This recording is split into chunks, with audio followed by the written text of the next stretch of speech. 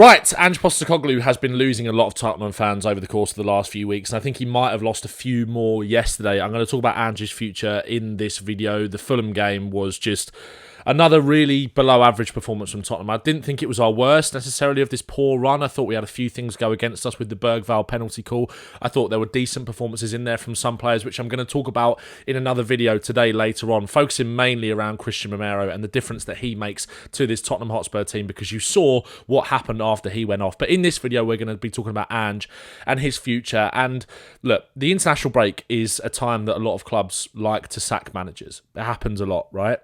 Is that going to happen at Tottenham? I don't think so. But we're going to talk about why that maybe should or shouldn't be the case here. If you are new to the channel, please do subscribe. Thanks for the support on the AZ Alkmaar review. I wish we were talking about another win today, but we're not. And we've got 2 weeks to stew on this. Make sure to like the video and get involved in the comments as well. And I want you to let me know in the comments who you want to see as Tottenham Hotspur's next manager, if Ange Postecoglou either is sacked in this international break or if he's sacked in the summer, which I think is likely unless Tottenham win the Europa League. Can he do that? I don't know. Does someone else deserve to have another go at it? Potentially, yes. I was going to do another video over this international break about potential new manager options, almost do a bit of a sit down and a bit of a kind of a round table with a few other Spurs creators, and we can kind of talk through potential options. I'll be honest, after the RZ game, I didn't necessarily think that this international break was the right time to do it, because it's very much feels like Ange, full focus is on the Europa League, which was obviously evident in the team selection yesterday, rightly or wrongly, and also it didn't feel like he was going to get sacked, and I still don't think he is, but that game again yesterday threw up a lot of red flags, which means that conversation is going to be back at the forefront of a lot of Tottenham fans' minds. So if you do want to see that as well, then please let me know in the comments, and I can do that, and we can go based off of your guys' feedback and some of the managers that you suggest. Now, 15 league defeats for Tottenham is the bottom line here in terms of how you should judge Ange. Now, there have been a lot of factors that have contributed to this, injuries being one of them, which I've spoken about many times, and I've given Ange personally a lot of leeway this season, which maybe he didn't necessarily deserve, and if I'm wrong for that, then that's fine, but I've just wanted to get behind the guy because I have seen, there's a real chance to be, I did think there was a chance to be successful under him. I think my faith for the long term now has gone. I said it before, I think it went after the AZ first leg, or RZ. I keep saying AZ and RZ differently, but it doesn't matter, we don't have to play them anymore. After that first leg, just because of how long he'd had to work on that, and we'd had players coming back, and he obviously didn't want to pick Romero and Van der Ven because of the state of the pitch, which I understand, and then Bournemouth again was just poor. We were very open, and we were lucky to get back in that game, and I think my faith for the long term sort of went after those two. AZ was really good for parts. You saw Ange Ball kind of come back, and you saw the difference that those kind of key components obviously make in Romero and Van der Ven. But my thing is that I just feel like if that's how we're thinking, if that's how we're going into every sort of game, thinking, oh, well, if we don't... And you can say that about any team and any manager, but I think other managers, despite the leeway that I've given Ange, would probably cope with it better and cope with it differently in terms of finding solutions to make us harder to beat and put more points on the board. And I understand if you're a manager that's kind of trying to come in and change the philosophy of the club and trying to imprint your style on it, you're not going to buckle on your principles. Look at Amrim, he's done the same, and it's starting to sort of come together maybe a little bit more for Man United now, but they've had really difficult periods, and obviously they're now above us in the Premier League, and it's not good enough for Spurs. But I understand from Ange's point of view why he hasn't tried to do that, but also losing becomes a habit, and those players, however much they believe in him or not, which I think at the moment is one of the only sole reasons as to why you'd keep Ange at the club, and why I think he will be kept at the club, is because you can only go on the evidence that you hear in the media, when the players kind of come out and speak and they say that we really believe in what he's doing, he's a very brave coach, we identify with him, we're behind him and all that kind of stuff. Is there going to be another manager that can come in the short term and give those players the same level of motivation that Ange possibly can? Maybe not. The evidence in terms of the results, in terms of them being behind him, isn't there to support that. It is kind of a hypocrisy and a contradiction, not just on my end saying that, but by the players' performances themselves. Like, if you're that behind him, then why aren't we really seeing it? I think it's evident again from yesterday. Some of the more senior players, like I'd count Bentancur and Basuma in that, when you think about how sloppy they were. The comments that Ange made about Basuma after the game, saying that his head needs to be more in it, etc. Concentration. These are things that we've probably known for a while with Biss, but, that's why Bergvall has stepped ahead of him in the pecking order in terms of that first choice midfield. Ange knows the sort of players that he can trust and rely on. You're going to get good performances from these young players because they want to, they're playing for kind of their place in the team and playing sort of for their future, whereas Bentancur and Basuma, those kind of players, not just singling them out, but they were so sloppy yesterday. They know they're probably going to get a move in the summer. It's not, that they know that they're not really wanted by the manager. Someone else will probably come and pick them up and they'll get a decent payday elsewhere. And it's not good enough. But in terms of that young core and some of the other players, I include Christian Romero in that, because if you watch his performance yesterday, despite all the noise around Argentina and how Spurs fans like to kind of say that we should maybe actively look to sell him in the summer and things like that, it's just nonsense in my opinion. I think he's clearly still in it. He wants to win this competition. Mickey van der Ven the same.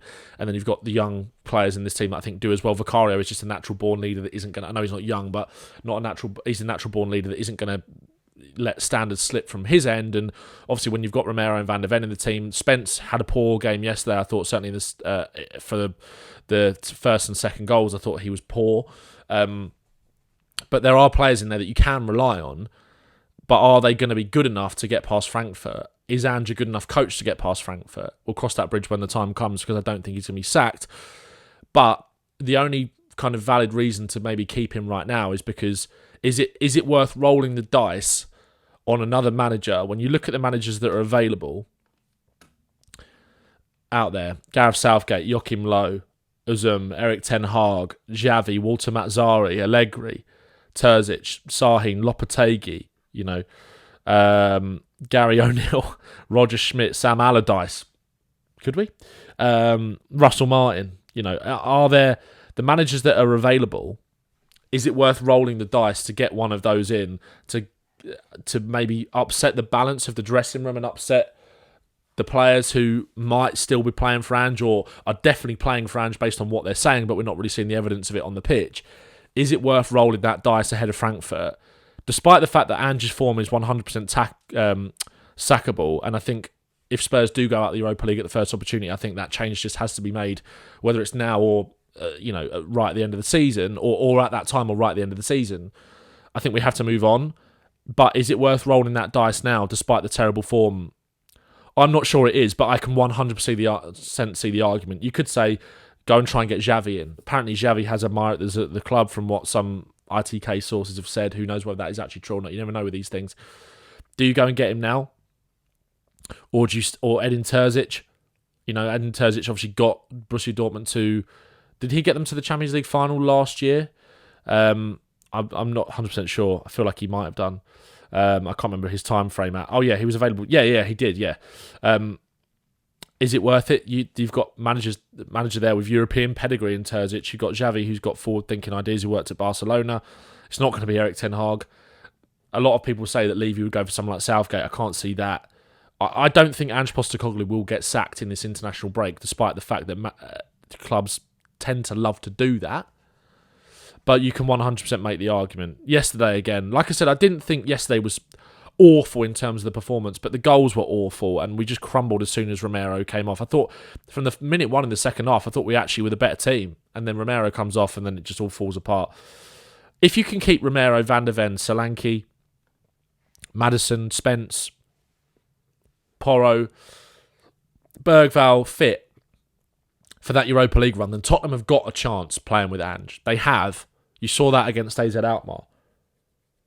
But that was AZ Alkmaar, and this is Frankfurt coming up, a team that, dismantled Ajax over 2 legs, and then it'll most likely be Lazio if we got past them, and then in the final, obviously, you never know. But the thing that hurts as well is that you look at that Newcastle team yesterday, and even if Spurs do get to the Europa League final, do you back them to turn up in any sort of similar way to what Newcastle did yesterday?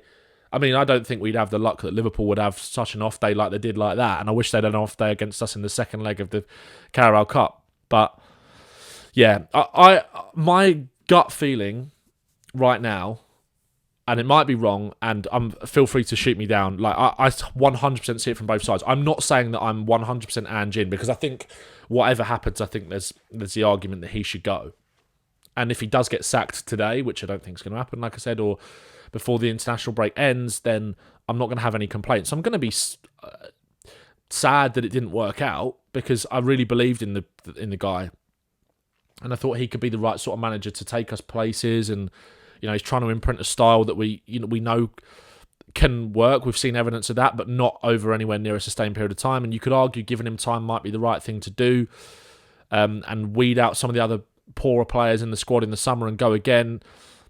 But the quality of player that I think we need to kick on isn't going to be there available in the summer if Spurs don't win the Europa League and don't have European football. We're going to have to kind of keep building in the same way that we are and hope that we can attract good young players, which, we've got an amazing pool of young players. Some of the talent that we have signed has been fantastic, and obviously they've really developed under Ange, and you have to say that he's given them the opportunity to do that through this injury crisis. But, and obviously that it wasn't a conscious thing. He had to play them, obviously, but I don't know. I'm not sure when you look at the managers that are out there whether it's worth rolling the dice on and upsetting the dressing room.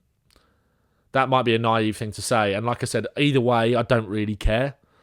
If Ange is in the dugout for that first Frankfurt game, then so be it. Like, I'll get behind him and the team in those Europa League games as long as he is here. But the minute we go out, then I think it's curtains for him. I think that's how the club are probably looking at it, and they'll try and get someone else in, because I think obviously the rumours are people are you're talking about like Frank and Iriola and these kind of managers, the manager at Stuttgart as well, who I don't know a hell of a lot about, but if that maybe that's a manager that we can talk about in this video that I'm planning to do over the break. They're not available right now, and I think the club will probably look at it rather than sacking him. And I know obviously they'll be sacking him and giving the compensation a year early in the summer before his contract ends. I think Ange's got a 3-year contract at Spurs, so it'll be up next summer. The club will position it that they're trying to wait for the man that they actually want. And I think Ange would have been sacked by now if we'd gone out the Europa League, but we're still there, and that's a chance to save the season. And yeah, maybe you could make the argument that sticking with Ange is the right way to go about it. He's not the guy for me for the long term, and the project is bigger than him. But he might be the guy that's got the best chance of motivating the players to win the Europa League, rather than changing the manager and rolling the dice on someone new, or giving it to Ryan Mason. Like I said, I don't think there's loads of evidence to support that, given the horrendous league campaign. But when you listen to the way the players speak about him, there might still be something there, especially with these young players who are kind of fighting for their future almost a bit. You can make the argument both ways, 100%. Like, if you want him sacked now, I totally get it. If people want to give him the chance at Frankfurt, then I totally get it. I don't think he gets sacked now, regardless of whether he deserves it or not. I think it just might be best to stick with him for that Frankfurt game. And I don't know. There's obviously a lot going on at Spurs that's much bigger than the injuries. Tactically, it's not been good enough from Ange the last few months as well. Like, just think back to that Bournemouth game and how open we were. I know you're changing things up, and I know, like, you're almost giving the players an excuse not to work hard when you make these kind of changes, because it shows that your focus is clearly on something else in the Europa League. That's not good enough from the players. Like yesterday, like, you saw some of the lack of desire to run back, and when we give the ball away, not fighting to win it back quick enough, and it's not good enough. And maybe that is a player thing, but also, like, maybe that's the precedent you set as a manager when you don't want to play your best team in every game. It's almost like he's maybe overthinking the injuries to an extent, or overthinking the fitness. Van der Ven not coming on. Again, I get it. I understand it from his point of view, and taking Romero off. But if Romero goes and starts those 2 games for Argentina, you could argue that he's in a good place. He's got more minutes under his belt to come back and play for Tottenham. I don't know. Again, this isn't... I think he will still be the manager by the time Frankfurt comes around. And this has kind of just been a bit of a brain dump from me. Like I said, I hate that I'm this apathetic towards it.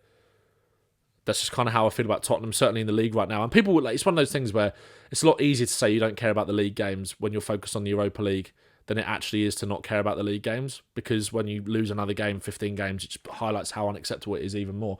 Even though there were periods in the game yesterday where I thought, especially when Romero was in his groove, playing out from the back and being aggressive, stepping up to the halfway line and winning the ball back, which I'm going to talk about in my video later, I thought Spurs were okay for decent parts of it. But he comes off and it all goes to pot. And first half, some of the attitude of those players, Basuma, Bentancur, the sloppiness, just not good enough. And Ange's been let down by those guys, but also you have to look at him.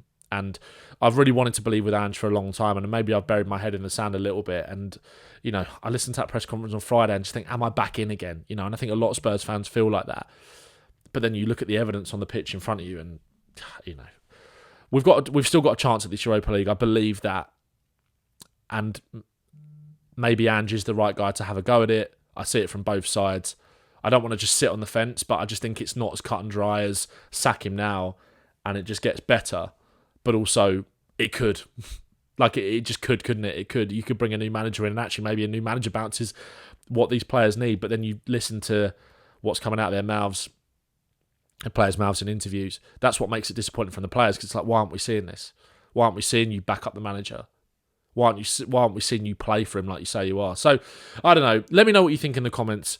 I'm going to do another video later where we kind of break down the issues from the game more. So, obviously, I haven't really done that in this video. This has been more about Ange. And obviously, one thing I want to talk about quickly as well was this. Like, this just can't keep happening. It just can't keep happening. Ange says, you're a young man, show some respect. I get it. I totally get it. Like, people who want to film managers and film football players and bait them into interactions, and like that reflects way worse on them. And it's whether that's a Tottenham fan or not. I think, judging where the tunnel is at Craven Cottage, I think it's a Fulham fan, and he's just doing it to have a bit of a laugh. It's pathetic, really, from their point of view. Like, these managers are human beings, and they've got egos, and that's going to be bruised at the end of the day. But I do think Ange has just got to stop biting. I do. It's happened too many times. That's my gut feeling about it. Not a good look, not a good feeling going into the international break. Because it averaged from Tottenham 6 defeats in our last 6 games before an international break. We knew that was, just obvious yesterday. Matisse Tell had a busy day, didn't he? Acting as peacemaker with the fans and acting as peacemaker, stepping in to defend the manager. And that says a lot about his character, and fair play to him. Let me know in the comments how you feel, what you think is going to happen. Like I said, I don't think he's going to be sacked. Is it the right thing to do? Let me know. I just feel a little bit numb towards it all and a little bit apathetic. And 2 weeks without Tottenham. 18 days, I think, without a game with Tottenham. Let's relish that. But there's going to be a lot of content between now and the international break, looking ahead to next season as well. And so look out for that. Make sure to like and subscribe and get involved in the comments. Up the Spurs.